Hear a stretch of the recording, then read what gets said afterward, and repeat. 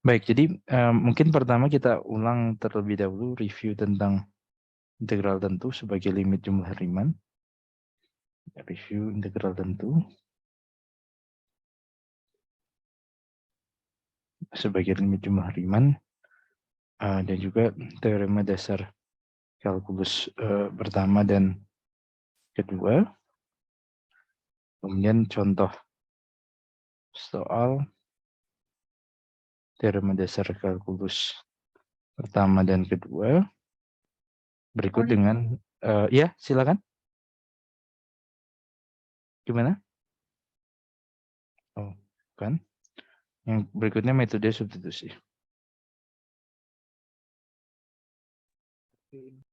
Metode substitusi. Baik, jadi pertama kita akan review integral tentu di bagian awal kuliah ini.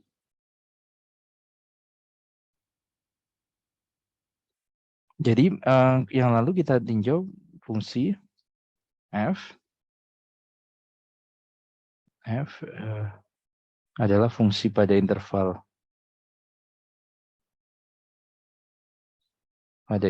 tutup terbatas A, B. Oke. Kemudian tinjau P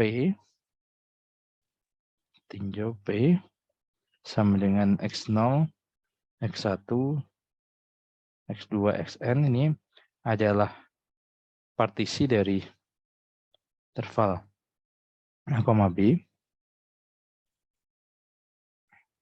Oke. Partisi dari ini. Jadi idenya tentu saja saya punya interval A, B pada garis bilangan.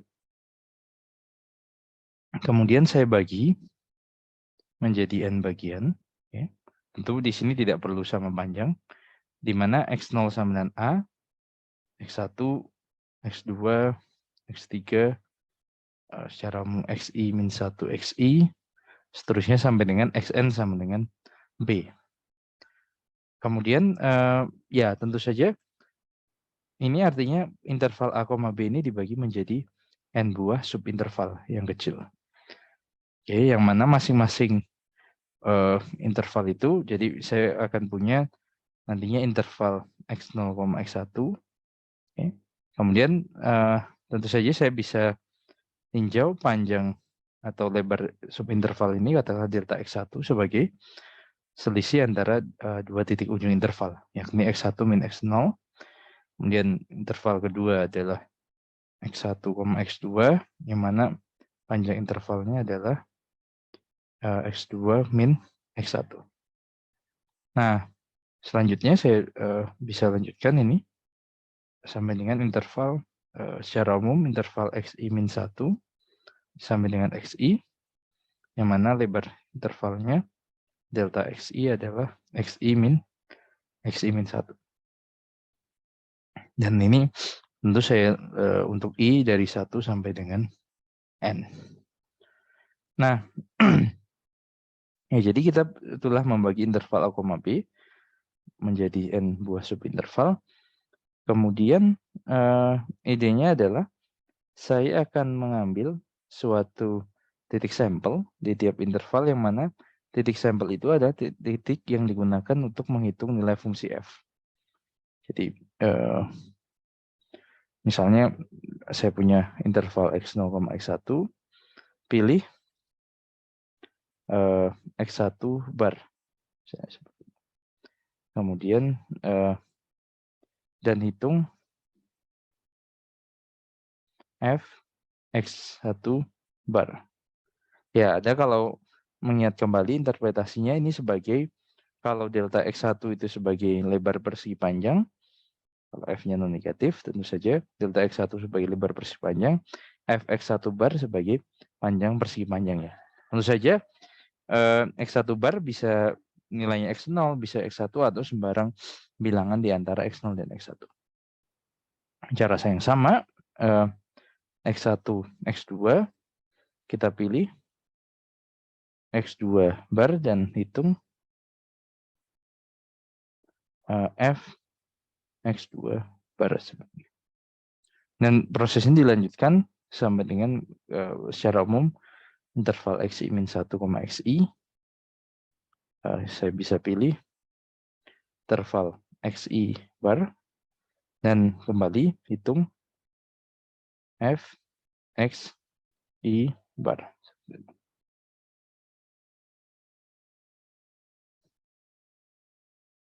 Oke. Dan ini seterusnya sampai dengan interval xn min 1, xn. Pilih xn bar dan hitung f xn bar. Oke. Nah, dengan pemilihan ini kita hitung hasil kali antara masing-masing delta x1 dengan fx1 bar, delta x2 dengan fx2 bar, dan seterusnya. Kemudian hasilnya kita jumlahkan. Nah, itulah merupakan jumlah Riemann ya. Jadi jumlah Riemann f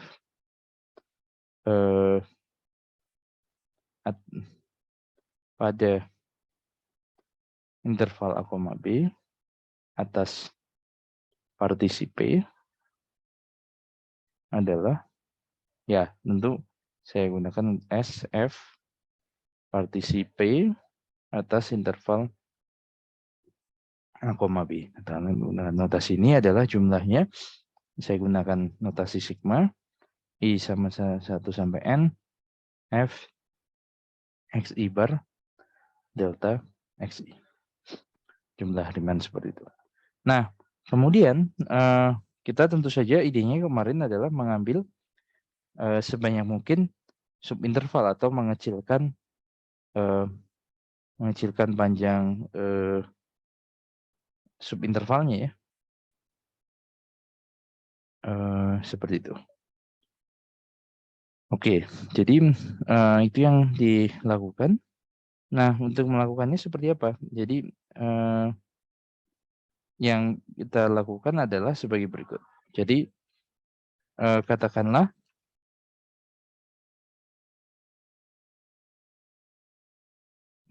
ya dari partisi P tadi kita punya delta x1, delta x2 sampai dengan delta xn tentu saja. Masing-masing lebar interval kita. Kemudian kita cari yang paling panjang, paling besar nilainya. Jadi yang kita lakukan adalah definisikan, misalkan P, norma partisi dari P, norma partisi P itu sebagai nilai maksimum dari masing-masing delta x1, delta x2, sampai dengan delta xn. Di sini. Kita cari yang paling besar ini. Ya. Jadi artinya subinterval dengan panjang yang paling besar. Di situ. Oke. Nah, definisikan seperti ini. Kemudian kita definisikan 5 jumlah Riemann dengan cara mengambil norma partisi P ini menuju 0. Artinya dengan mengambil norma partisi P menuju 0, ya, jadi yang akhirnya paling subinterval yang paling besar panjangnya menuju 0, pastinya semua subinterval panjangnya akan menuju 0. Karena yang terbesar saja menuju 0, apalagi yang lebih kecil dari itu. Oke. Nah, definisikan ini, kemudian kita katakan F, fungsi F disebut terintegralkan, dalam kurung terintegralkan secara Riemann pada AB jika dengan syarat limit dari norma partisi P, norma partisi P ketika menuju 0 dari jumlah Riemann S, F, P, A, B itu limitnya ada nilainya. Ada artinya limitnya adalah semua bilangan real. Nah, Anda perhatikan bahwa ya sebenarnya ini persisnya bukan limit, hanya limit partisi P menuju norma partisi P menuju 0 saja ya. perhatikan untuk ini juga limit dari semua kemungkinan nilai dari X ibar ya. Semua nilai kemungkinan dari X ibar ya, seperti apa. Jadi itu istilahnya juga apa? Limit dari semua kemungkinan itu ya.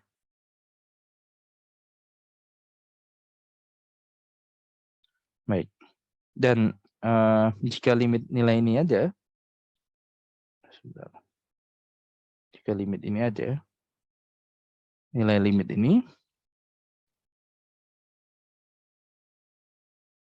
ini disebut integral f pada interval AB dengan notasi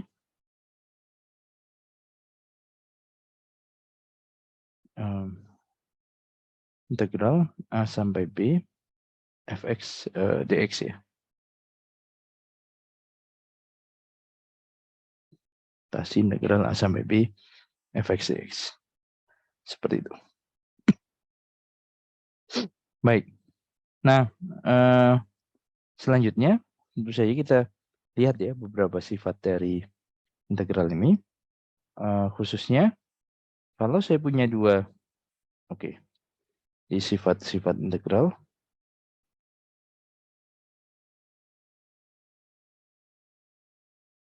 Ya, interpretasi integral A sampai B fx dx itu salah satunya sebagai luas daerah bertanda ya. Khususnya kalau misalnya f-nya non negatif, maka integral A sampai B fx dx itu menyatakan luas kurva di bawah luas di bawah kurva y sama dengan fx. Nah, tentu sifat-sifat integral salah satu yang dasar adalah kalau saya punya dua fungsi yang terintegralkan Riemann, maka jumlahnya juga terintegralkan Riemann. Artinya integral dari f tambah g itu akan sama dengan integral A sampai B f tambah integral A sampai B g x dx ya. Integral jumlah sama dengan jumlah integral. Demikian pula kalau saya tinjau hasil kali skalar ya, di integral A sampai B k. Misalnya saya punya skalar k, fx dx ini adalah k integral A sampai B fx dx. Nah, ini sih salah satu sifat. Kemudian sifat lain adalah kalau misalnya kita tinjau kasus A sama dengan B, tentu interval A, B itu hanya satu titik, maka integral A sampai A fx dx itu adalah nilai 0. Kemudian jika kita juga bisa mendefinisikan integral untuk kasus di mana A lebih besar dari B. Jadi jika A lebih besar dari B, definisikan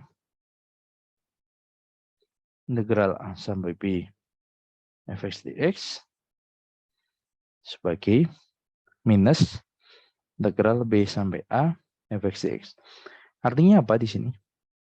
Jadi ruas kiri di sini, ruas kiri didefinisikan sebagai nilai dari ruas kanan.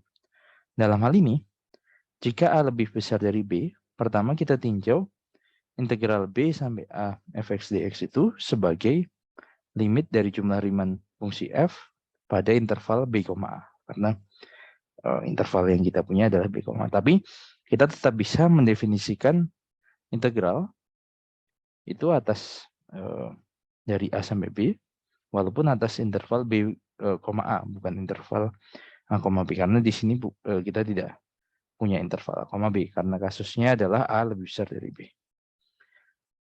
Baik, itu salah satunya. Kemudian kita juga punya sifat lain, salah satunya terkait dengan sifat perbandingan. Jika kita punya, katakanlah F itu berada di antara dua konstanta, M dan N, maka integral A sampai B fx dx itu juga berada di antara M dengan B min A. Seperti itu. Kemudian sifat lain, jika kita punya titik di tengah-tengah A dan B, katakanlah A lebih kecil sama dengan C, lebih kecil sama dengan B, maka kita bisa menuliskan integral A sampai B fx dx itu sebenarnya sebagai jumlah dua integral atas interval A sampai C dan interval C sampai B. Itu sifat yang itu. Baik. Ya, itu sifat-sifat integral ini ya. Ya, paling tidak pertama Anda harus bisa yang dasarnya adalah menghitung atau menulis fungsi-fungsi sederhana, menghitung integral tentunya sebagai limit jumlah Riemann ya. Tentu saja dalam hal ini penyederhanaan perhitungan bisa saja Anda ambil partisi P yang partisi seragam, artinya delta X-nya Anda buat sama, delta X1 sama dengan delta X2 sampai dengan delta Xn sama dengan lebar panjang seluruh interval, yakni B min A dibagi banyaknya subinterval, yaitu B min A per N. Kemudian peranan limit norma partisi P menuju 0 digantikan dengan limit N menuju tak hingga. Dan juga pilihan fx xi barnya bisa Anda ambil salah satu dari yang bagian ujung kiri interval, yaitu xi min 1, atau bagian ujung interval, ujung kanan interval, ini xi. Ya, itu tentu nanti salah satunya manfaatnya kita nanti Anda akan belajar mengenai integral numerik ya. Seperti itu. Baik, sejauh ini apakah ada pertanyaan atau komentar? Nah, mungkin beberapa hal yang perlu dicatat untuk fungsi yang terintegralkan Riemann ini, salah satunya tertinjau untuk fungsi yang kontinu ya pada interval A, B, ataupun fungsi yang kontinu, yang tidak kontinu pun bisa seperti fungsi tangga atau fungsi lain yang tidak kontinu hanya di perhingga titik ya, tinjau seperti itu. Ya, secara umum sebenarnya bisa saja tidak kontinu di terhitung titik, tapi ya sementara kita jauh yang berhingga titik. Dan juga keterintegralan Riemann ini mengakibatkan keterbatasan dari fungsinya.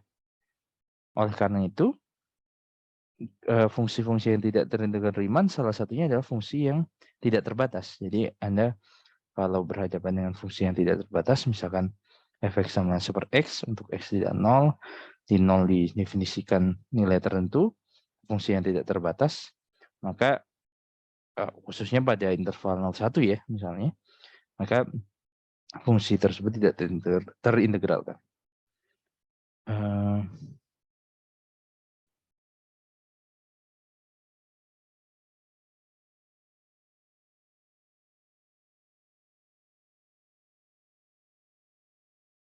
Baik, ada pertanyaan atau komentar sebelumnya?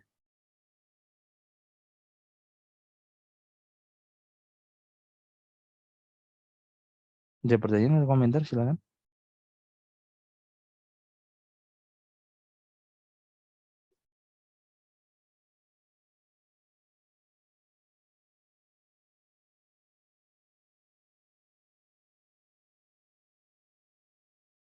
Ada pertanyaan atau komentar, silakan. Bisa dilanjutkan. Bisa dilanjutkan, Pak. Oke, baik. Kita lanjutkan. Nah, bagian berikutnya adalah mengenai teorema dasar kalkulus yang pertama ya.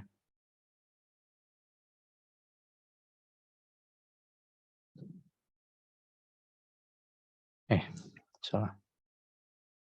Kalkulus. Nah, pertama. Ini mengatakan apa di sini? Jadi, sekarang kita batasi untuk fungsi yang kontinu ya. Jadi kita katakanlah tinjau fungsi yang kontinu. Tujuannya seperti apa? kemarin kita ingin mencari suatu cara untuk menentukan antiturunan dari fungsi yang diberikan. Oke. Sebelumnya kita melihat antiturunan itu ya cari saja atau tebak atau kita duga fungsi apa saja yang diturunkan menjadi fungsi yang diberikan. Namun kita ingin meninjau dengan konsep integral tentu itu antiturunan dari fungsi itu seperti apa, dan inginnya kita ingin mengaitkannya khususnya nanti dengan integral tentu. Oke. Nah, persisnya yang kemarin kita sudah tunjukkan bahwa misalkan f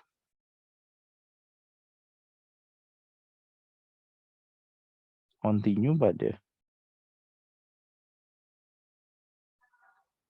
interval tutup terbatas A, B katakanlah, dan misalkan x suatu variabel atau titik di interval buka A, B, maka turunan dari fungsi akumulatif integral A sampai X ft dt nilainya akan sama dengan fx ya. Ya, jadi konsepnya untuk fungsi yang non negatif integral A sampai X ft dt itu menyatakan luas daerah di bawah kurva Y sama dengan ft, di sebelah kanan T sama dengan A, dan di sebelah kiri T sama dengan X. Jadi kalau Anda gambar misalnya, oke, di sumbu T, ini Y, kemudian katakanlah saya punya fungsi Y sama dengan ft pada interval misalnya A sampai B di sini. Nah, kemudian integral A sampai X, nah itu menyatakan ini luas daerah di bawah kurva yang Y sama dengan ft di antara garis T sama dengan A dan T sama dengan X. Nah, itulah arti dari, jadi yang bagian oranye ini menyatakan integral A sampai X ft dt ya. Nah, sebagai fungsi dari X sekarang, kalau saya lihat turunannya dari, kalau saya lihat turunan dari fungsi ini terhadap X, menyatakan nilai F dihitung di X, nilai ini. Menyatakan nilai ini. Nah, jadi ini mengatakan apa? Bahwa kalau saya sekarang baca yang dari kanan ke kiri, saya punya fungsi F, continue pada interval A, B. Saya ingin mencari antiturunannya. Jadi dari teorema ini mengatakan bahwa fungsi yang saya beri tanda kotak ini merupakan antiturunan dari F. Jadi katakanlah saya tuliskan Fx sama dengan integral A sampai X ft dt ini adalah suatu antiturunan dari F. Karena turunannya adalah nilai sama dengan fx. Nah, ini berguna sekali ya, karena kita bisa menyatakan sekarang turunannya dalam bentuk f seperti ini. Nah, tentu saja mencarinya sebenarnya apa? Sebenarnya ya tentu kita kembali lagi ya, bahwa mencari integral A sampai X ft dt itu yang tidak mudah nantinya. Ya, tentu untuk fungsi-fungsi yang sederhana kita bisa menggunakan limit jumlah Riemann untuk menentukan integral A sampai X ft dt ya sebagai fungsi dari X, kemudian kita turunkan. Tapi di sini ini bermanfaat, salah satunya nanti yang seperti saya tunjukkan di kuliah sebelumnya, digunakan untuk menyederhanakan integral A sampai B fx dx atau ft dt, yang mana itu merupakan teorema dasar kalkulus kedua. Ya, jadi tentu saja karena ini suatu antiturunan dari F, Maka antiturunan dari yang lain, tentu saja selisihnya dengan F kapital ini adalah fungsi konstan. Seperti itu. Baik. Nah, sebagai yang mungkin saya berikan contoh soal terkait hal ini, mungkin contoh soal dulu. Kemudian ya, yang lalu sudah ditunjukkan bagaimana kita memanfaatkan teorema dasar kalkulus pertama ini menjadi bagian bukti dari teorema dasar kalkulus yang kedua ya. Baik, jadi mungkin kita beralih ke contoh soal. Contoh 1, katakanlah. Ketika saya ingin menghitung turunan dari ddx dari integral 1 sampai x misalnya t pangkat 5 dt, ya ini Anda perhatikan bahwa fungsi polinom seperti t pangkat 5 ini kontinu pada bilangan real ya, kontinu di setiap bilangan real x. Oleh karena itu, kalau saya hitung turunannya, maka nilainya akan sama dengan ya fungsi ini sendiri, yakni x pangkat 5. Seperti itu. Ya, itu sederhana ya.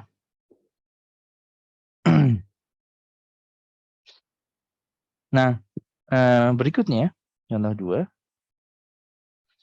Ya, terutama ini berguna kalau integral yang ada di dalam ekspresi atau integral tentu yang kita tinjau ini adalah antiturunannya tidak bisa dituliskan dalam fungsi elementer ya.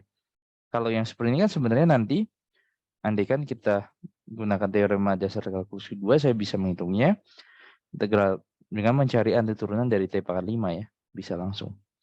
Yakni 1/6 t pangkat 6 kan. Ini nanti 6 x pangkat 6 dikurangi 1/6. Kemudian diturunkan terhadap x, ya kembali ke x pangkat 5. Nah, contoh berikut, katakanlah misalkan saya tinjau integral misalnya 3 sampai x, kemudian t pangkat misalnya 5/2 per akar t kuadrat plus 1 misalnya. Nah, ini akan sulit menentukan antiturunan dari t pangkat 5/2 dibagi akar t kuadrat plus 1 ini. Oleh karena itu ya, dengan teorema dasar kalkulus yang pertama ini, pekerjaan akan menjadi lebih mudah. Yakni, ya saya tinggal kenali fungsi di dalam integralnya atau integrannya, yakni t pangkat 5/2 dibagi akar t kuadrat tambah 1. Kemudian saya ganti variabel t dengan variabel x. Ya, hasilnya akan menjadi x pangkat 5/2 per akar x kuadrat tambah 1. Baik.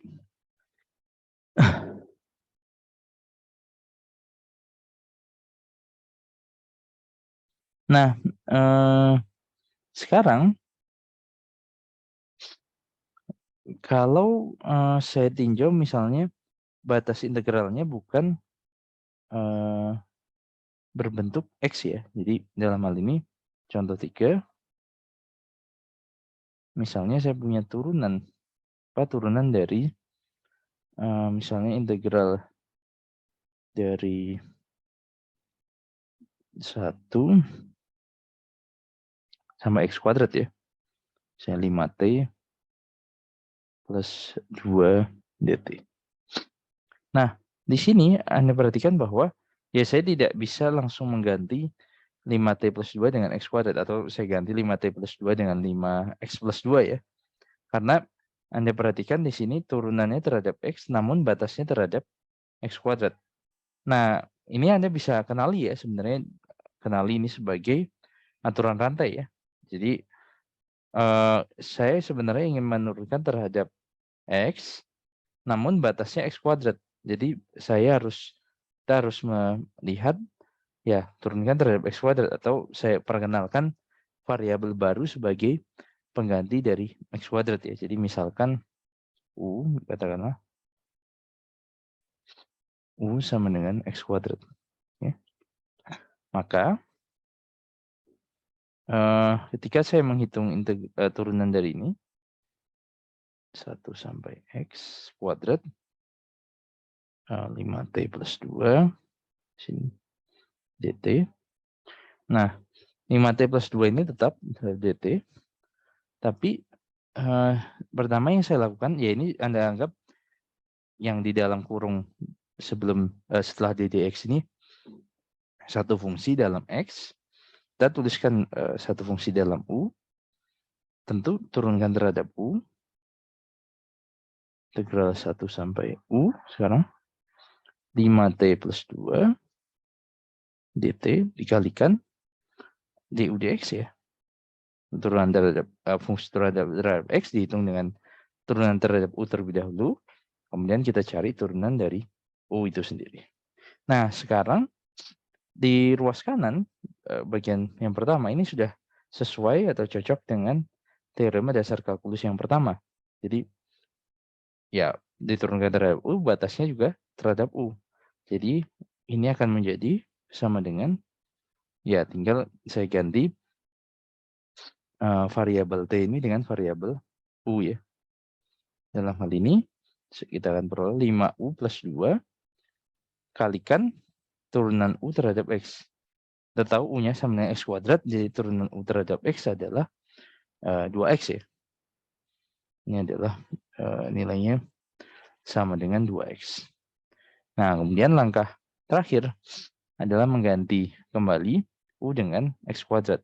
Ini saya peroleh 5X kuadrat tambah 2 kali 2X, yakni 10X pangkat 3 plus 4X. Seperti itu. Bisa ya? Ya, mungkin nanti selanjutnya di tutorial ataupun di latihan berikutnya kita akan mempelajari variasi contoh lain dari teorema dasar kalkulus yang pertama ini. Khususnya, ya bisa saja jadi batas pengintegralnya ini dibalik. Misalnya, soal yang pertama ya misalnya, ddx integral x sampai dengan 1 t pangkat 5 dt. Tentu apa yang Anda lakukan? Yang dilakukan, ya mungkin saya tulis saja ya contoh 4 terakhir. Ya ini Anda tuliskan saya 1 sampai x t pangkat 5 dt seperti tadi. Itu turunan dari minus. Ya karena saya ingat kembali di awal untuk integral tadi. Nah, integral A sampai B fx dx itu adalah ya benar minus integral B sampai A fx dx. Jadi kalau saya punya salah, mungkin terbalik ya soalnya. Kalau saya punya x sampai 1 seperti ini, ya ini sama saja minus integral dari 1 sampai x t pangkat 5 dt. Nah, otomatis ya ini minus dari turunan dari integral ini, ya otomatis ini menjadi minus x pangkat 5. Nah, tapi bisa saja bentuk ini muncul di contoh-contoh yang lain ya. Misalnya integral dari x kuadrat sampai x, misalkan ya Anda pecah menjadi x kuadrat sampai suatu bilangan, tambah suatu bilangan, integral suatu bilangan tadi sampai x, seperti itu. Menjadi 2 integral. Baik. Nah, ya yang lalu kita gunakan teorema dasar kalkulus yang pertama ini untuk salah satunya menghitung integral tentu ya dengan menggunakan teorema dasar kalkulus yang kedua. Persisnya mungkin saya akan coba melihat penurunannya seperti apa di teorema dasar kalkulus yang kedua.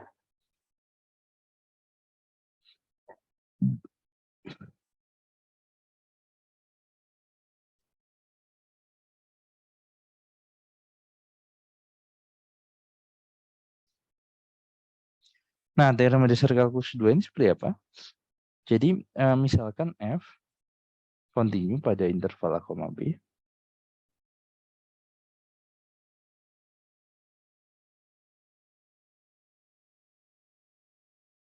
Interval A, B.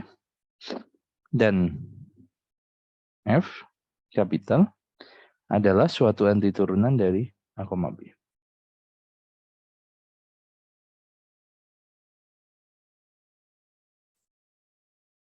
Antiturunan dari F ya, pada A, B.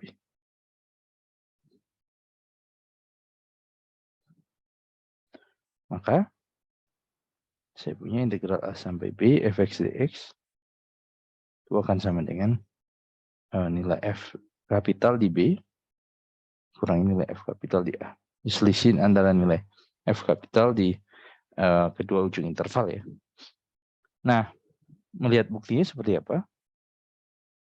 Ya, kita gunakan teorema dasar kalkulus yang pertama. Buktinya, ya, misalkan G, kapital Gx itu adalah fungsi yang muncul di teorema dasar kalkulus pertama ya, fungsi akumulasi integral A sampai X ft dt seperti itu. Oke. Gx seperti ini. Kemudian berdasarkan, saya singkat, teorema dasar kalkulus yang pertama, ini berlaku Q aksen X sama dengan fx. Oke. Oleh karena itu,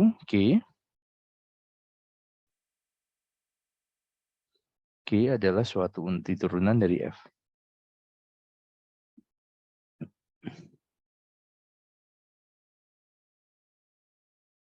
G adalah suatu antiturunan F pada interval A, B. Nah, akibatnya, karena tadi diketahui di awal, F kapital adalah antiturunan dari F, dan G kapital juga dari teorema dasar kalkulus pertama adalah antiturunan dari F, maka G dan F hanya berbeda konstan ya. Sebenarnya terdapat konstanta C, sehingga ya selisih antara G dengan F itu adalah konstan. Atau saya bisa tuliskan, katakanlah Gx sama dengan Fx tambah konstan. Fx tambah konstan. Nah, ya, jadi pertanyaannya kita ingin menghitung apa? Sekarang kembali, kita ingin menghitung integral A sampai B fx dx. Nah, berdasarkan definisi fungsi G kapital, ya ini sama saja menghitung nilai G kapital di B ya. Jadi kalau saya ganti G-nya dengan B apa? Integral A sampai B fx dx itu sebenarnya adalah nilai G dihitung di B. Yang mana itu nilainya adalah Fp ditambah konstanta C. Nah, yang ya jadi kita sebenarnya sudah setengah menyelesaikan masalah ini ya. Tinggal kita cari nilai C itu apa di sini. Nilai C itu apa di sini. Jadi dalam hal ini ya tentu saja C ini nanti dicari. Nah, mencarinya dari mana? Ingat kembali yang lalu ya dari bagian ini kita bisa tuliskan C sama dengan Gx dikurangi Fx. Nah, tapi Gx dan Fx ini yang kita juga tidak tahu ya. Oleh karena itu kita hitung di nilai yang tertentu. Dalam hal ini kalau saya hitung nilai G di A dan F di A, ini jadi apa? Yang di G integral A sampai A Ft dt. Sedangkan di sini minus FA tetap saja ya. Tidak tahu nilainya berapa. C-nya adalah minus FA. Artinya dengan substitusi ini jadi setelah buktikan bahwa integral A sampai B Ft dt atau Fx dx adalah Fb tambah C dan C-nya adalah min A. Saya akan punya Fb min Fa.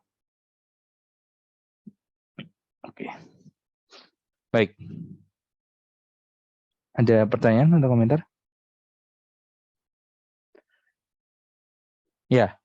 Jadi itu bagian awal mengenai review integral tentu, teorema dasar kalkulus pertama dan kedua. Nah, kita akan istirahat sebentar, 5 menit, untuk melanjutkan contoh soal teorema dasar kalkulus kedua sekaligus metode substitusi ya. Nanti kita kerjakan. Dan saya pikir itu materi untuk minggu ini, sehingga nanti di sebagian waktu tutorial dan kelas berikutnya di hari Kamis, kita akan bahas review mengenai ujian tengah semester. Baik, saya pause lanjutkan. Kita tinjau beberapa contoh terkait dengan teorema dasar kalkulus yang kedua ini ya. Sebagai contoh, kalau saya punya integral A sampai B K dx, ini akan menjadi apa? Nah, kita ingat kembali prosesnya. Oke, jadi kalau saya ingin menghitung ini, ya. Nah, fungsi yang kita ingin hitung integralnya adalah atau integrannya adalah fungsi konstan ya, Kak ya. Jadi misalkan kalau saya misalkan fx sama dengan k, maka suatu antiturunan dari atau antiturunan saja, turunan dari f adalah fx sama dengan kx ya, tambah konstanta. Karena fungsi ini kalau saya hitung antiturunannya, turunan dari kx ya k itu sendiri. Maka f kapital ini adalah antiturunan dari f kecil. Jadi ketika kita hitung integral A sampai B K dx, itu sama saja FB dikurangi FA. Jadi FB-nya adalah KX, K kali B. Ya sebenarnya plus C-nya ini tidak penting ya untuk dihitung ya. Karena suatu antiturunan dari F bisa saja untuk C yang sama dengan 0 ya. Ya, atau kalau Anda sertakan boleh juga misalnya KB plus C, ini K kali A tambah C, toh di akhir nanti C akan saling menghilangkan. Nilainya adalah KB min KA atau bisa tuliskan menjadi K kali B min A. Tentu ini sesuai ya interpretasinya untuk misalnya A dan B positif, kemudian K juga positif, maka ini interpretasi integral ini saja A sampai B, K di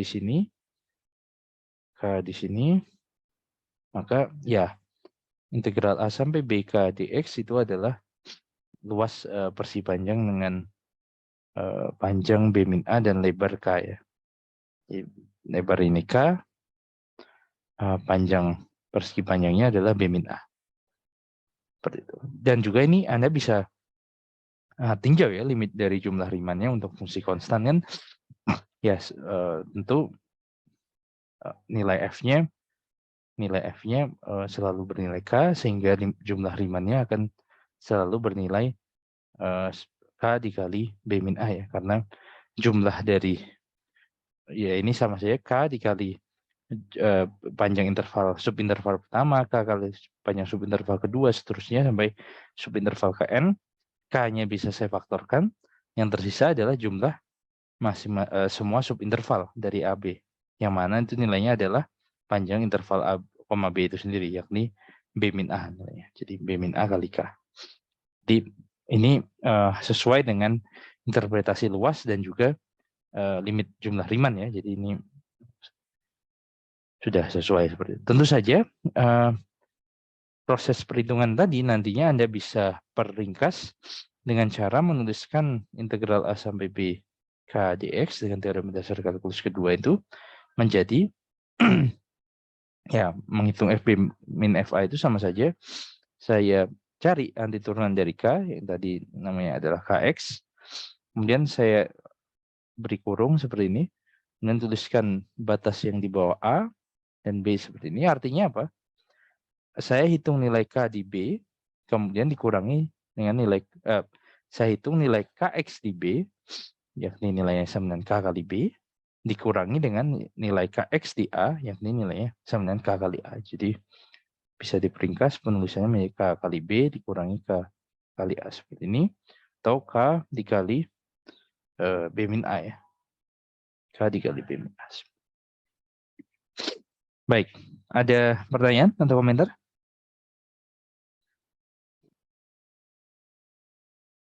Baik, kalau belum ada, berikutnya kita tinjau contoh yang kedua. Contoh 2. Ya, kalau saya tinjau sekarang fungsi yang berikutnya adalah f(x) sama dengan x ya, tentu saja yang sederhana. Integral A sampai B, kita ingin hitung x dx, ini sama dengan apa? Tentu kemarin kalau saya tinjau misalnya A dan B-nya positif, kemudian A dan B-nya positif seperti ini. Ya, ini misalnya Y sama dengan X tentu. Ya, ini sama saja saya menghitung luas trapesium ini ya.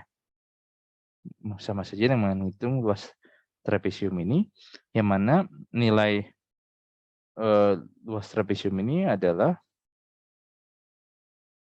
ya saya cari tinggi trapesiumnya tentu B min A. Jadi kemudian saya kalikan dengan rata-rata dari panjang sisi yang sejajar ya. Panjang sisi yang sejajar kan A dan B, rata-ratanya jadi A plus B per 2 kali tingginya. Tinggi trapesiumnya adalah B min A. Saya akan peroleh ini B plus A per 2 kali B min A adalah B kuadrat min A kuadrat per 2. Nah, ya tentu saja dengan jumlah Riemann, meskipun tidak sejelas di contoh sebelumnya, tapi ya saya modalnya gunakan jumlahan dari 1, 2, sampai dengan N, itu menjadi N kali N plus 1 per 2. Dengan itu, pengetahuan itu kita bisa menghitung jumlah Riemann yang seperti ini. Nah, dan juga kalau kita kerjakan dengan teorema dasar kalkulus kedua, kita akan peroleh integral A sampai B x dx. Ya, kita gunakan cara yang singkat tadi ya. Pertanyaan sekarang, cari anti turunan dari X. Kembali lagi, berarti cari fungsi yang turunannya adalah X. Kita tahu bahwa turun dari X kuadrat adalah 2X. Jadi, turunan dari X kuadrat per 2 adalah X itu sendiri. Nah, karena itu kita tuliskan dalam kurung X kuadrat per 2, hitung di A dan di B. Di B kita peroleh nilainya adalah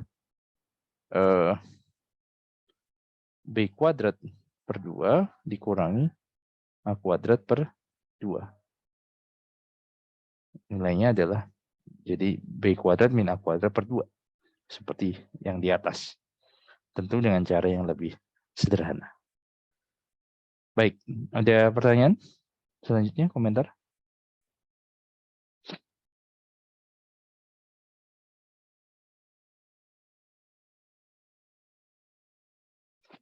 Baik, berikutnya, sebentar saya simpan dulu. Oke. Berikutnya. Oke. Nah, untuk berikutnya, sekarang kita tinjau contoh lain, misalnya ya X kuadrat ya, atau nanti secara umum X pangkat N ya. Ya, secara umum saja X pangkat R, R-nya nilai rasional. Jadi contoh 3, tinjau pertanyaan kita adalah menentukan katakanlah integral dari A sampai B. Ya tentu saja ini ya misalnya X pangkat N dulu saja ya, dx sama dengan apa? Untuk N-nya pertama tidak sama dengan min 1, dan juga nantinya baik itu A pangkat N maupun B pangkat N terdefinisi, serta ini ya, tidak melalui 0,0 tidak melalui titik X sama 0 ketika N-nya negatif ya. Ketika N-nya negatif atau interval A, B-nya memuat titik 0 ya. Jadi itu yang jadi pengecualian. Ya bisa saja misalkan ya nanti itu bagian tersebut akan masuk ke pembahasan mengenai integral tak wajar yang akan kita bahas di semester berikutnya ya. Jadi ini ya pandang kalau misalnya N-nya positif, ya bisa saja misalnya integral dari min 2 sampai 3, katakanlah seperti itu. Kalau N-nya negatif, tinjau interval yang tidak memuat titik 0. Ya, seperti itu. Nah, persisnya seperti apa di sini? A sampai B, X pangkat N dx, ya ingat kembali, apa anti turunan dari X pangkat N? Artinya, cari fungsi yang turunannya adalah X pangkat N. Kita tahu sendiri, turunan dari X pangkat N plus 1 adalah N plus 1 kali X pangkat N plus 1 min 1, yakni X pangkat N. Jadi, anti turunan dari X pangkat N adalah 1 per N plus 1 kali X pangkat N plus 1. Itu dengan X-nya di antara A sampai B. Tentu saja ini akan menjadi 1 N plus 1, B pangkat N plus 1, kurangi 1 N plus 1, kali A pangkat N plus 1. Itulah integral dari X pangkat N dx. Nah, di sini, ya dengan pengecualian seperti tadi, tapi tentu saja kita tinjau kasus di mana X pangkat N prinsipnya adalah kontinu pada A, B ya, prinsipnya seperti itu. Baik. Ya, dan juga N-nya bisa diganti dengan bilangan rasional, tentu saja dengan syarat tadi ya, tentu saja dengan syarat adanya kontinuan pada interval A, B pada fungsinya. Baik. Contoh berikutnya. Nah, pada prinsipnya sekarang kita bisa mencari anti turunan dari polinomial ya. Jadi misalnya saya ingin menghitung integral dari 0 sampai 2 katakanlah dari 8x min 6x kuadrat katakanlah seperti ini. Nah, ya saya bisa mencari langsung ya polinom seperti ini ya. Saya bisa cari anti turunan dari masing-masing suku pada polinom ini. Misalnya 8x turunannya tentu saja 4x kuadrat. Oke. Turunan dari 6x kuadrat adalah 2x pangkat 3 ya. Dari 0 sampai 2 saya substitusi. Ya, 4 kali 2 kuadrat min 2 kali 2 pangkat 3. Berapa ini? Dikurangi semuanya 0 ya. Ini yang dikurangi. Kalau saya ganti semua dengan X, pastinya 0 ya. Ini berapa ini? 4 kali 4, 16. 16 dikurangi 2 kali 3, 18. 16 juga sama dengan 0 ya nilainya. Nah, salah satunya seperti ini. Nah, tentu ya artinya untuk fungsi polinom atau suku banyak ataupun fungsi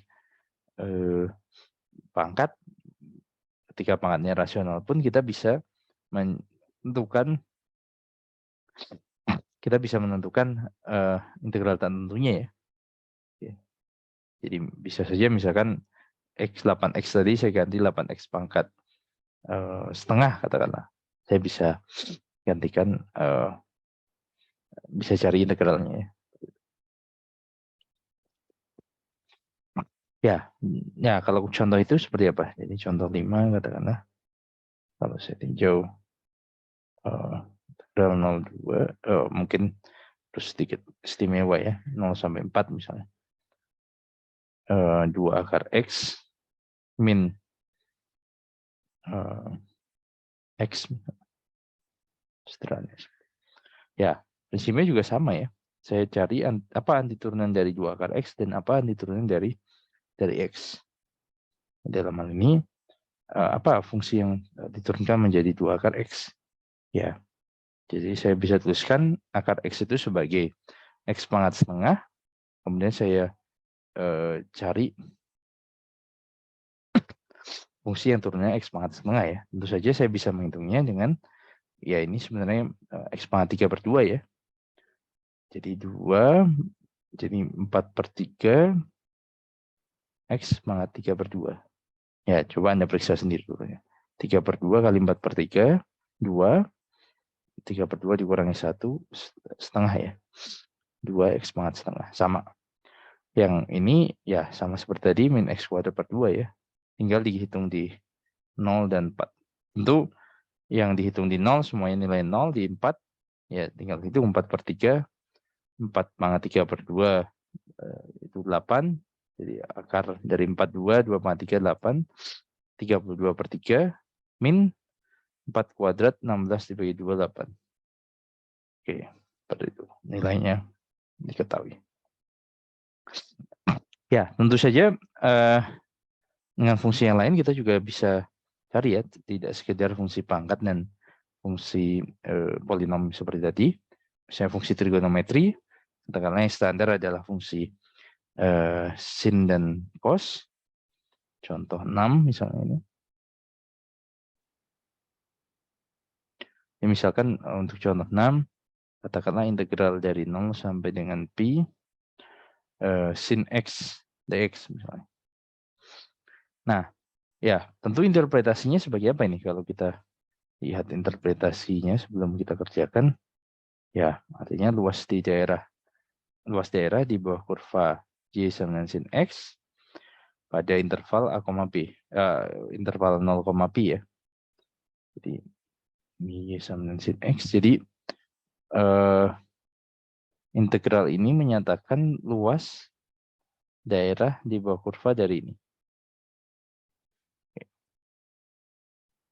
Ya, dalam hal ini kita bisa cari persisnya nanti. Ini adalah kita tuliskan 0 sampai pi sin x dx. Nanti turunan dari sin x itu apa? Fungsi yang diturunkan menjadi sin x. Kita ingin kembali, fungsi yang diturunkan menjadi min sin x adalah cos x. Turunan dari cos x adalah min sin x. Jadi artinya turunan dari min cos x adalah sin x. Jadi anti turunannya adalah turunan dari sin x adalah min cos x. Dan kita hitung nilainya di 0 dan di pi. Yakni min cos pi dikurangi dalam kurung min cos 0. Cos pi nilainya min 1, jadi min 1. Oke. Cos 0 nilainya 1. Min 1. Totalnya adalah 1, ini 2. Seperti itu. Baik. Bisa ya? Nilainya 2. Demikian pula kalau Anda meninjau integral dari cos x ya. Misalnya contoh berapa ya terakhir? 7 misalnya. 7 integral dari 0 sampai pi per 2 dari cos x dx. Ini sama dengan apa? Ya, seperti tadi interpretasinya ya kita lihat luas daerah ya. Luas daerah di bawah kurva y sama cos x. Sekarang pada interval 0 sampai pi per 2 ya. Jadi persisnya seperti ini. Oke. Nah, seperti tadi di sini kita cari integral dari 0 sampai pi per 2 cos x dx sama dengan apa? Di sini Anda perhatikan bahwa ya integral dari cos x atau anti turun dari cos x adalah sin x, karena kita tahu bahwa turunan dari sin x adalah cos x. Kita hitung di 0 dan di pi per 2. Kemudian hitung selisihnya. Atau hitung sin pi per 2 kurangi sin 0. Sin pi per 2 nilainya 1. Sin 0 nilainya 0. Jadi 1 min 0 sama dengan 1. Ya, sebenarnya ini juga serupa ya dengan gambar y sama dengan sin x. Cos x itu seperti pergeserannya saja ya. Tentu daerah di bawah kurvanya akan sama, dalam hal ini setengahnya adalah 1. Jadi melihat interpretasi geometrinya masuk akal bahwa nilai integral ini adalah 1. Ya, tentu saja yang lain juga bisa Anda cari ya, selama kita bisa menentukan anti turunan dari fungsi yang diintegralkan ya. Kita bisa, apapun itu, kita bisa menghitung nilai integral tentunya melalui selisih nilai anti turunan di kedua ujung interval pengintegralan. Ya. Prinsipnya seperti itu. Baik, ada pertanyaan atau komentar sebelum dilanjutkan? Nah, di bagian terakhir berikutnya ini kita akan meninjau metode substitusi ya. Metode substitusi. Jadi prinsipnya seperti apa metode substitusi ini?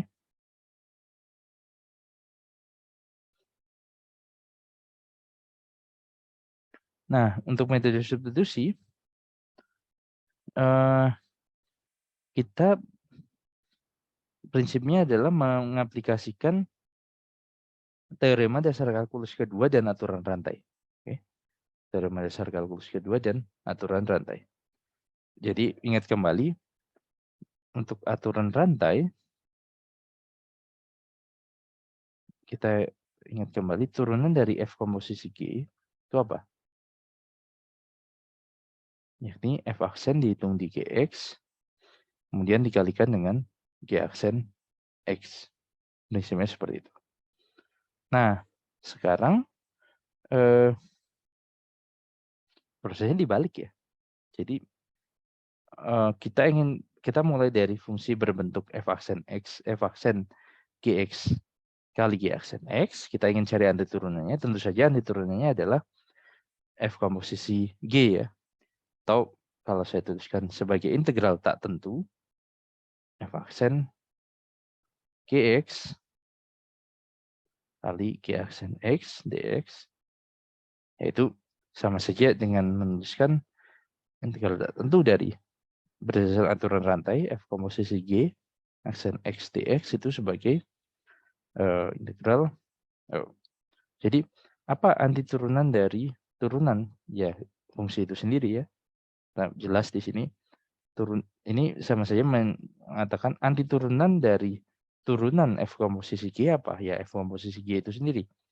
Jadi artinya anti turunannya adalah f komposisi g x ditambah c. Nah, jadi dengan menggunakan teorema dasar kalkulus yang kedua, kita akan peroleh integral A sampai B, F aksen dihitung di Gx, kali G aksen X dx itu adalah sama dengan F komposisi G, X, hitung di eksamen A dan eksamen B. Artinya kita punya F komposisi G dihitung di B, kurangi F komposisi G dihitung di A. Yang mana kita akan punya F dihitung di G, B, kurangi F dihitung di G, A. Lah teorema dasar substitusi ya, metode substitusi.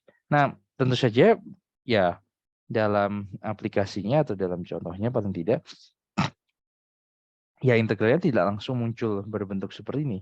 G-nya tahu, F-nya tahu. Justru dalam bentuk perkalian atau ya tersembunyi seperti ini. Kemudian kita tentukan apa G-nya dan apa F-nya. Seperti halnya ketika kita bekerja dengan aturan rantai ya, menentukan apa U-nya, apa Y-nya, supaya kita bisa mengaplikasikan aturan rantai. Demikian pula metode substitusi ini. Kita harus cari fungsi G-nya apa yang sesuai dan fungsi F-nya apa, mengenalinya. Baik, nah untuk itu kita akan coba tinjau kasus berikut ya, contoh-contoh berikut ya. Contoh satu, katakanlah contoh satu kita ingin hitung integral Ya, atau kita mulai dari integral, ya langsung saja integral tentu ya, tidak perlu tentu tak tentu ya. 0 sampai dengan misalnya pi per 4 sin 4x. Kita ingin mencari ini.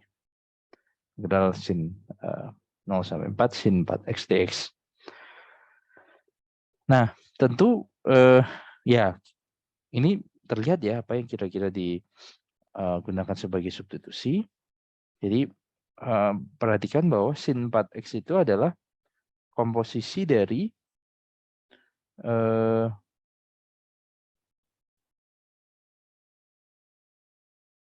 kita perhatikan dia komposisi dari apa? Jadi bentuknya kalau saya tuliskan seperti itu bentuknya ya, atau ya persisnya tadi f aksen ini di sini ya sebenarnya perannya sebagai f ya. Ya sin 4x itu komposisi dari sin x dan 4x ya. Jadi kita gunakan substitusi sebagai berikut. Jadi misalkan U sama dengan 4x ya. Oke, jadi tuliskan bentuk seperti itu, maka idenya adalah ya bisa dengan diferensial du sama dengan 4 dx di sini. Du sama dengan 4 dx. Jadi kalau saya ubah ya misalnya kita kerjakan integral tak tentunya dulu, kemudian nanti integral tentunya. Jadi mencari anti turunnya dulu. Nanti kita akan lihat perbedaan dua cara ini ya. Sin 4x dx itu bisa tuliskan integral sin u dx-nya adalah seperempat du. Saya akan punya sin u kali seperempat sebenarnya du. Atau seperempat sin u du.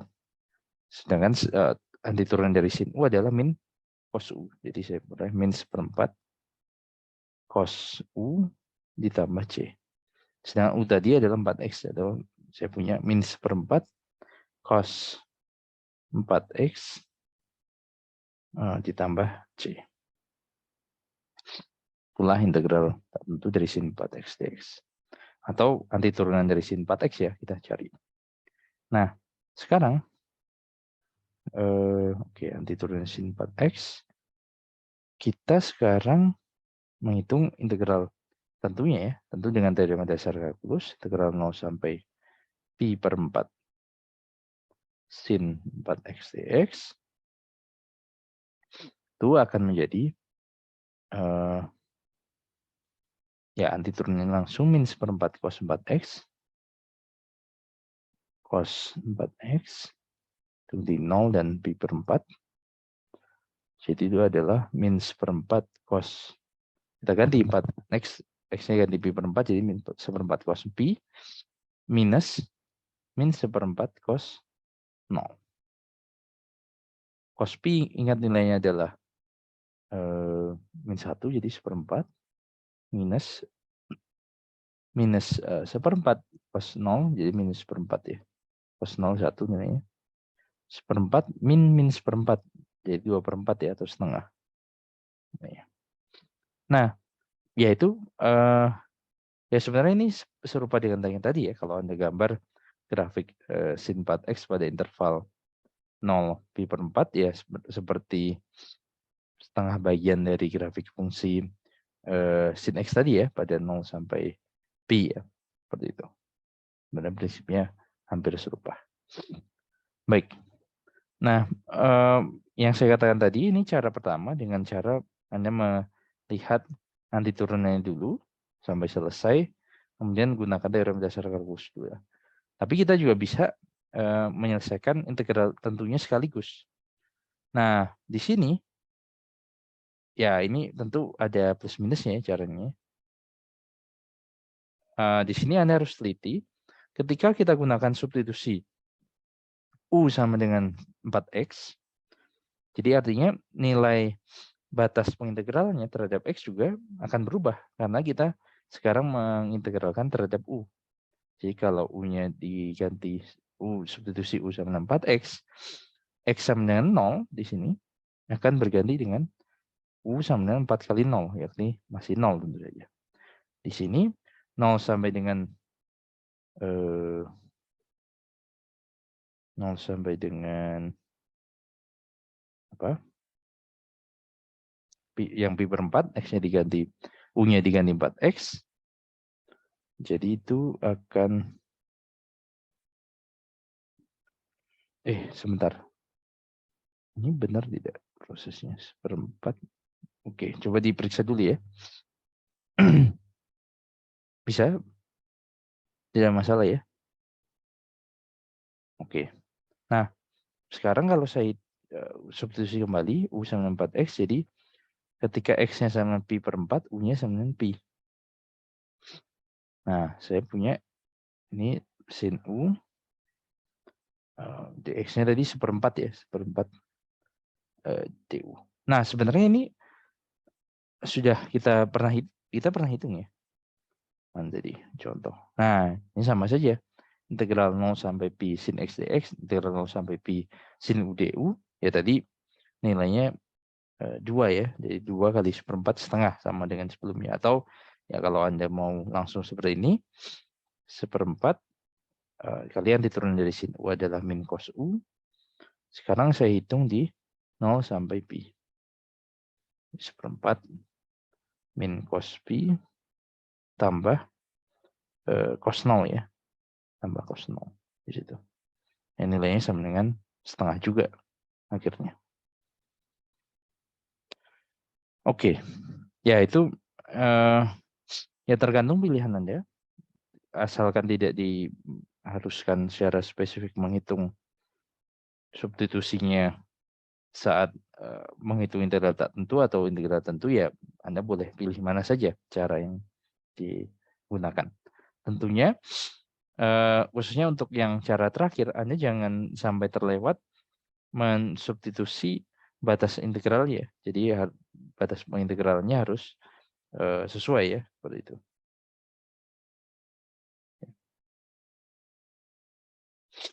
Jadi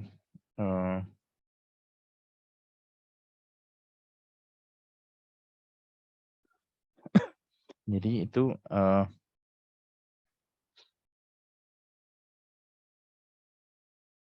prosesnya ya. Oke. Ya tentu saja variasi yang lain ya mengikuti ya. Ya misalnya yang sederhana yang lain, misalnya kalau kita tinjau contoh 2 kasus pergeseran misalkan, katakanlah ya tentu ini kita akan kembali lagi di metode substitusi yang mungkin sedikit lebih rumit di semester depan, di awal semester depan, sekaligus mempelajari integral parsial ya. Jadi metode substitusi yang dipelajari di setelah bab 3 ini mungkin yang masih bagian yang sederhana-sederhana saja ya. Katakanlah sekarang saya tinjau misalnya X tambah 2 pangkat 8 misalnya dx. Integralnya seperti apa? Nah, dengan substitusi tadi, kita misalkan U sama dengan X plus 2 ya. Maka ya du sama dengan dx. Sehingga integral ini, ya misalnya kita kerjakan yang langsung substitusi, yang langsung tanpa menghitung integral tak tentunya adalah soalnya 0 sampai dengan 1 X tambah 2 pangkat 8 dx. Ini, nah Anda perhatikan di sini, ketika U-nya diganti dengan X tambah 2, jadi artinya X-nya dari 0, 1, jadi sekarang X-nya dari X-nya sama dengan 0 korespondensi dengan U sama dengan 2, X sama dengan 1 berkorespondensi dengan U sama dengan 3. Oke. Nah, sekarang fungsinya adalah X plus 2 menjadi U. Jadi U pangkat 8, dx-nya sama dengan du. Jadi U pangkat 8 du. Ya, yang mana ini adalah 1/9 U pangkat 9, substitusi U-nya 2 sampai dengan 3. 3 pangkat 9 min 2 pangkat 9 per 3 pangkat 9 min 2 pangkat 9 per 9 nilainya. Baik, ada pertanyaan atau komentar?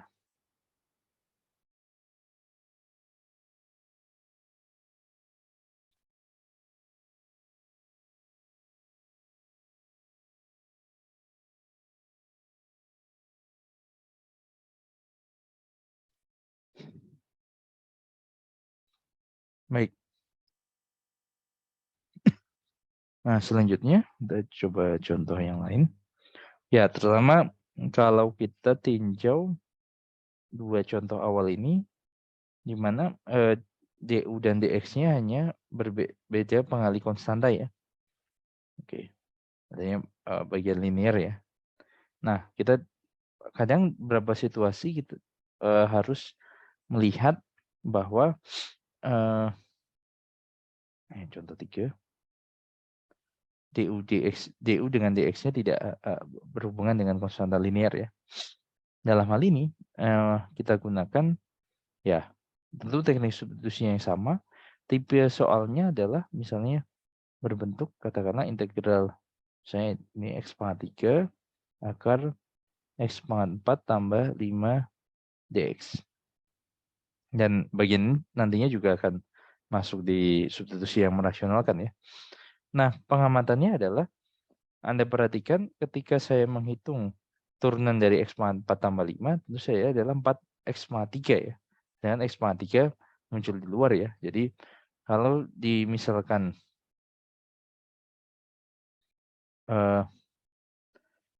U sama dengan X pangkat 4 tambah 5, maka akan punya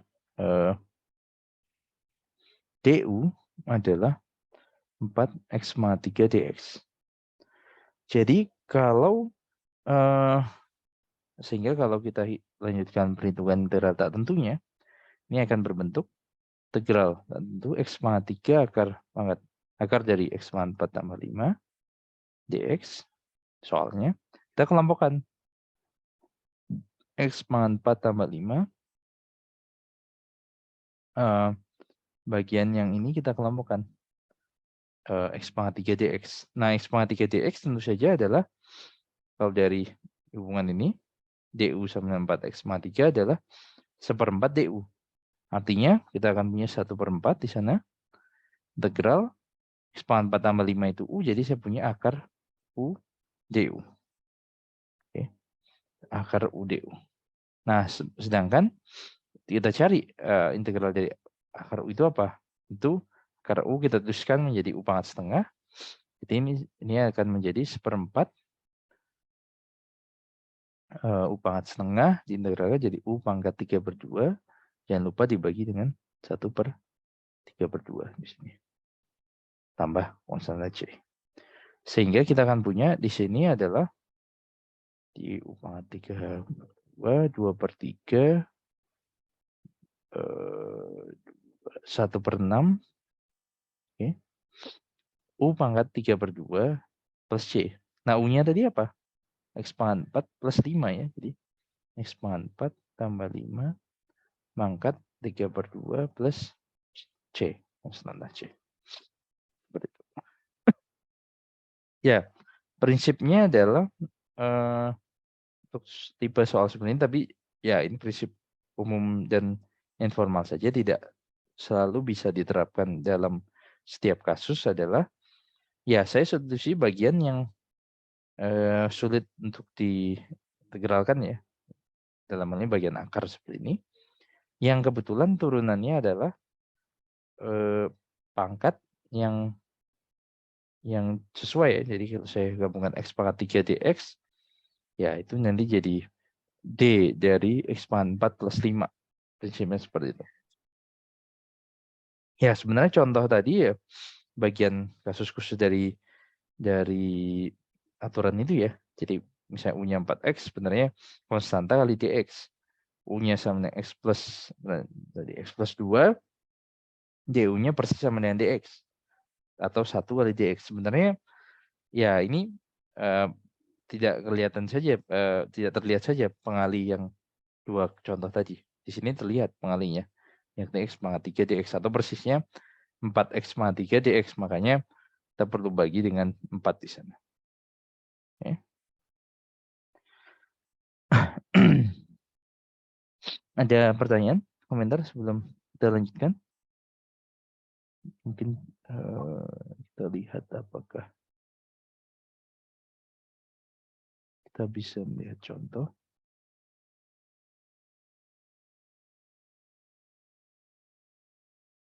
Ya, kita coba lihat satu contoh terakhir. Contoh berapa? Misalnya kita tinjau integral fungsi rasional ya. Misalnya contoh 4. Hitung integral 01 katakanlah x plus 1 x kuadrat plus 2x plus 6 pangkat 2 dx. Saya contohnya. Ya. Tentu idenya yang kita misalkan apa? Yang kita misalkan ya bagian yang rumit x kuadrat tambah 2x plus 6 dan kebetulan nantinya turunan dari bagian tersebut inginnya adalah kelipatan dari x tambah 1 dx. Bagian yang tersisa. Ya, jadi persisnya kita tinjau jawab-jawabnya seperti apa. Misalkan U sama dengan x kuadrat tambah 2x plus 6. Maka DU adalah 2x plus 2. Atau bisa kita tuliskan sebagai 2x plus 2, maaf. Turunannya saja ya. IDX. Atau sebagai 2 kali x tambah 1 dx. X tambah 1 dx. Nah itu persiapannya. Jadi nantinya bagian penyebutnya adalah ini U kuadrat. Pembilangnya x tambah 1 dx saya gabungkan menjadi setengah du. Ya, setengah du.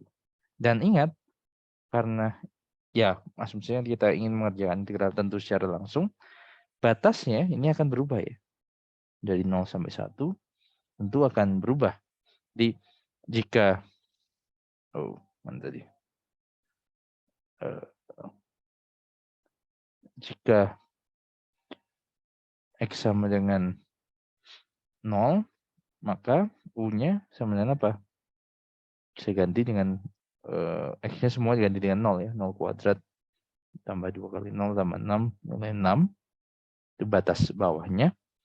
Kemudian batas atasnya jika x sama dengan 1, maka U sama dengan 1 kuadrat tambah 2 kali 1 tambah 6 sama dengan 9. Nah, dengan persiapan ini, sekarang kita hitung integral tentunya sebagai berikut. Jadi, integral 01 x tambah 1 per x kuadrat tambah 2x tambah 6 kuadrat dx itu akan ya x tambah 1-nya saya kelompokkan dengan dx, jadi saya punya setengah. Jadi du sama dengan 2 kali x plus 1 dx, jadi x plus 1 dx-nya adalah setengah du, makanya saya punya setengah di awal. Dan batas integralnya ingat berubah, x sama dengan 0 berpadanan dengan u sama dengan 6, jadi batasnya 6 di sini. Batas atas x sama dengan 1 berpadanan dengan u sama dengan 9.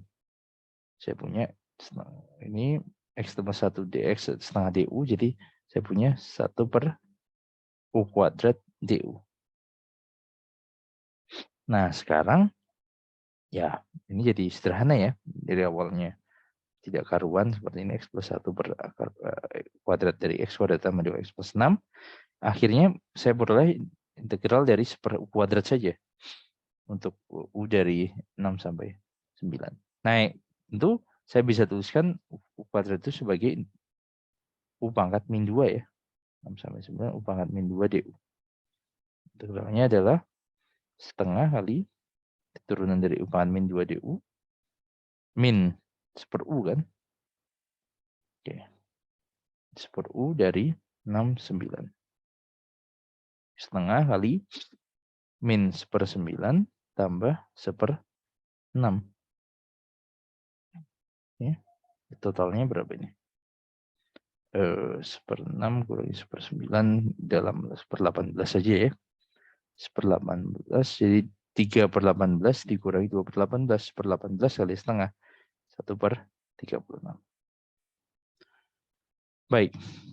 Ya, ini itulah contoh dari sini. Dan juga ingat kembali ya, interpretasi nantinya interpretasi turunan dan anti turunan itu kasusnya seperti di fisika misalkan Anda tinjau jadi misalnya saya bahas sekilas, jadi misalnya saya punya xt itu fungsi posisi, kemudian kalau fungsi kecepatan apa? Kecepatan x aksen t, percepatan x double aksen t, atau percepatan turunan dari kecepatan. Nah, salah satu penggunaan nanti turunan ataupun nanti teorema dasar kalkulus, ketika kita meninjau, ya misalnya saya diberikan kecepatan, cari posisinya dengan informasi, misalnya posisi awalnya apa. Ya, dan juga sebaliknya percepatan ini mencari kecepatan. Prinsipnya nanti ya tentu saja kalau saya tinjau itu ya ketika ya fungsinya sebagai ya akumulasi dari laju perubahan ya, akumulasi dari laju perubahan. Ya misalnya Anda diberikan kecepatannya, saya mencari selisih posisi di suatu titik, ya misalnya mudahnya integral A sampai B, misalnya ini variabel T positif ya, STTT, ya sama dengan XB kurangi XA. Ya artinya ya, posisi di B, di posisi di A, ya, selisihnya itu merupakan akumulasi dari laju perubahan atau kecepatan pada interval A, B. Ya. Atau sebaliknya, akumulasi dari laju perubahan terakumulasi dari T sama dengan A sampai dengan T sama dengan B. Artinya ini menyatakan total akumulasi dari kecepatan dari T sama dengan A sampai dengan T sama dengan B ya tinggal menghitung selisih posisi akhir dikurangi dengan posisi awal seperti itu. Demikian pula kalau saya tinjau yang diketahui misalnya percepatannya. Oke, itu kecepatan akhir dikurangi kecepatan awal seperti itu. Oh, persisnya B x aksen T dt sama dengan x aksen B kurangi x aksen A. Ya, itu saya pikir materi yang kita bahas sampai dengan minggu ini. Selanjutnya kita akan coba ya tutorial, mungkin sebagian juga akan materi yang belum dibahas dan juga review nantinya. Demikian pula di hari Kamis ya kita review khususnya berupa latihan ya, nanti kita tinjau seperti itu. Baik, saya